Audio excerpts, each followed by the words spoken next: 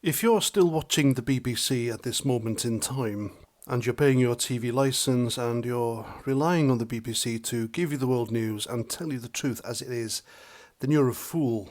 And you deserve to give them your money to pay for the TV license, if you ask me. And so the BBC's Tim Davie and Deborah Turnus have resigned over the doctored Trump speech regarding January the 6th. And I am glad, I really am glad that the President of the United States and the world are seeing the BBC for what it is. They have failed to tell the truth on quite literally everything. And I sincerely hope now this is the end of nationalised broadcasting. Because for any government to continue to inflict something like the BBC on its public is akin to state broadcasting from China or North Korea or any other socialist shithole on earth that wants to control what the people see and hear.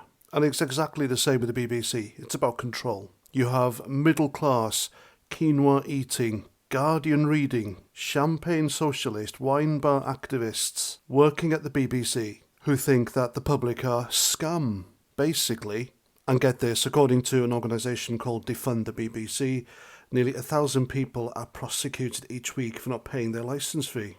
It's woke, it's out of touch, and does not reflect the majority of decent British people. The licence fee forces the British public to pay through the nose to have their views ignored, and it's quite literally sustained by coercion and blackmail. I mean, what more do I need to say? And you know, I've been watching the BBC lately, not because I enjoy self-flagellation, but because someone has to keep an eye on the national embarrassment. And you know what strikes me the most? It's not the bias. No, what's really breathtaking is the self-righteousness of it all. Nobody at the BBC believes they did anything wrong. Not a soul. They don't just lean left, they kind of live there, don't they? It's their house. It is the home of left-wing bigotry, so to speak. They've built a lovely little progressive bubble in Broadcasting House, complete with the rainbow lanyards and mandatory pronoun checks. And inside that bubble, it's not just their bias, it's virtue, it's moral clarity, it's the correct way to see the world. And if you disagree, well, you're just a bigot who probably eats kittens for breakfast, aren't you? For example, they'll interview a conservative politician or anyone on the right like they're a war criminal who's wandered onto the set by mistake. Meanwhile, a Labour government minister or an MP could announce that they're nationalising oxygen and taxing your shit, and they'd nod along like they'd just cured cancer, wouldn't they? But if you ask the BBC for balance, they'll look at you like you've suggested bringing back public executions. And you know for a fact a BBC employee will argue back with something like, we don't have bias, we have standards, we have journalistic integrity. Well, translate that into, we only platform people who agree with us, and if you complain, you're the problem. Remember when they spent years smearing people like you and me, Brexit voters, as thick, racist gammons? Now, that wasn't bias. According to them, that was public service. When they platformed every climate hysteric with a glue gun or a jab and lockdown enthusiast, but couldn't find a single scientist who questioned the dogma. No, not bias, that was responsibility. And when they described Hamas terrorists as militants while Israeli soldiers were occupying forces, not bias, just nuance. And the best part is, they genuinely believe this. They're not even cynical.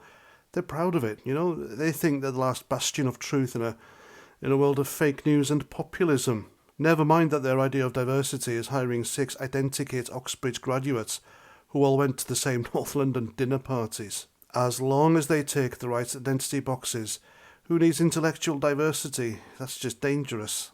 They lecture you about misinformation like pushing state-approved narratives harder than Pravda on a good day.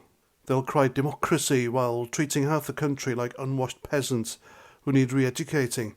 And if you point out this hypocrisy, you're attacking the BBC. You're attacking a national institution like they seem to love calling it, which in their world is like kicking a puppy that's just bitten your kid. And here's the truth they'll never admit. The BBC isn't a news organisation anymore. That's long gone. It's a taxpayer-funded activist network with delusions of objectivity.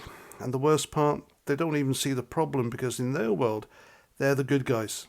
Always, forever, no matter how many scandals, how many corrections, how many resigned directors caught with their hands in a biased jar. So the next time you hear some BBC presenters sneering at populism or division, just remember, they're not reporting the news, they're performing morality. And they'll keep doing it, smugly, sanctimoniously, until the licence fee finally collapses under the weight of their own self-regard. But in President Trump, they've really screwed up, haven't they? What they did to Trump and the consequences is unforgivable. And they did it using your television licence fee money. They edited that for their own propaganda, for their own ideology. And they wanted you to swallow it. They desperately needed you to believe it. Something which wasn't true. And that sums up the BBC perfectly. And Trump's post here, it's just perfect. It's, I hope, a catalyst that finally brings down this horrible, perverted, insidious organisation.